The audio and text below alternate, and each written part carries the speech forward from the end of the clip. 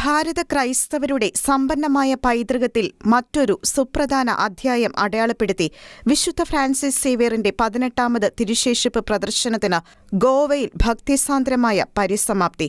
45 ദിവസത്തെ പ്രദർശനത്തിൽ 8 ദശലക്ഷത്തിലധികം തീർത്ഥാടകരാണ് ഓൾഡ് ഗോവയിലേക്ക് തീർത്ഥാടനം നടത്തി അനുഗ്രഹം നേടിയത്.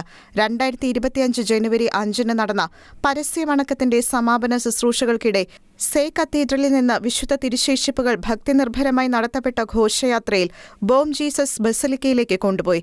ബോം ജീസസ് ബസിലിക്കയ്ക്ക് പുറത്തു നടന്ന പരിശുദ്ധ കുർബാനയ്ക്ക് ഗോവ ആർച്ച് ബിഷപ്പ് കർദിനാൾ ഫിലിപ്പ് നേരി ഫെറാവോ മുഖ്യ കാർമ്മികത്വം വഹിച്ചു.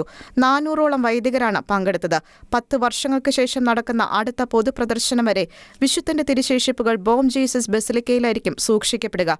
10 വർഷത്തിലൊരിക്കൽ മാത്രം തുറക്കപ്പെടുന്ന വിശുദ്ധ ഫ്രാൻസിസ് സേവ്യറിന്റെ തിരുശേഷിപ്പിന്റെ പരസ്യവണക്കം നവംബർ 21 ഓൾഡ് ഗോവയിലെ സേ കത്തീഡ്രലിൽ ആരംഭിച്ചത്. ലോകം മുഴുവൻ നേടിയാലും സ്വന്തം ആത്മാവ് നശിച്ചാൽ എന്ത് ഫലം എന്ന ദൈവവചനം ഹൃദയത്തിൽ സ്വീകരിച്ച വിശുദ്ധന്റെ ഭൗതികദേഹം വണങ്ങുന്നതിനായി ലോകമെങ്ങും നിന്നുള്ള 10,000-കണക്കിന് വിശ്വാസികളാണ് ഗോവയിൽ എത്തിച്ചേർന്നത്.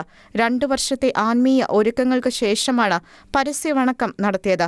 ഭാരതത്തിന്റെ 2ാം അപ്പസ്തോലൻ എന്നറിയപ്പെടുന്ന വിശുദ്ധ ഫ്രാൻസിസ് സേവ്യറിന്റെ മരണത്തിന് 1 വർഷത്തിനു ശേഷം ഭൗതികാവശിഷ്ടം ഗോവയിലെത്തിക്കാനായി പോർച്ചുഗീസുകാർ ശവകുടീരം തുറന്നപ്പോൾ മൃതശരീരത്തിന് യാതൊരു കേടുപാടും ഇല്ലാത്തതായി കാണപ്പെടുകയായിരുന്നു.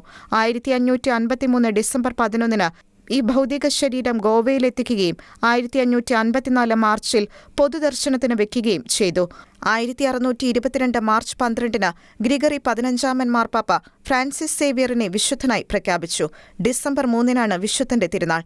1637 വിശുദ്ധന്റെ ഭൗതിക ശരീരം സിൽവർ കാസ്കറ്റിലാക്കി ഓൾഡ് ഗോവയിലെ ബോം ജീസസ് ദേവാലയത്തിൽ പ്രതിഷ്ഠിച്ചത്. യുനെസ്കോയുടെ ലോക പൈതൃക പട്ടികയിലുള്ളതാണ് ചരിത്ര പ്രസിദ്ധമായ ഈ പള്ളി. Church desk, Shekinah news.